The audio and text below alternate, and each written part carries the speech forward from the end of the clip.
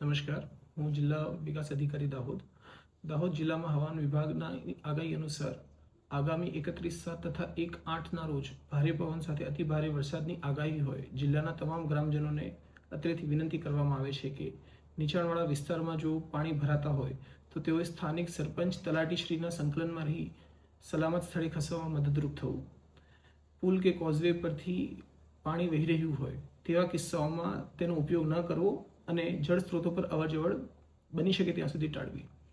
ઉક્ત 2 દિવસ જરૂરી હોય તો જ મુસાફરી કરવી તેમજ શાળા અને આંગણવાડીમાં પણ આવનારા 2 દિવસ રજા જાહેર કરેલ હોય જેથી આપના બાળકોને સલામત ઘરે રાખવા આપને આગ્રહ કરવામાં આવે છે. પશુઓને નદી નાળા કે નીચાણવાળા ખેતરો નજીક બાંધવા નહીં, તેમને ઊંચા અને પાકા શેડ અથવા તો છાપરા હેઠળ રાખવા.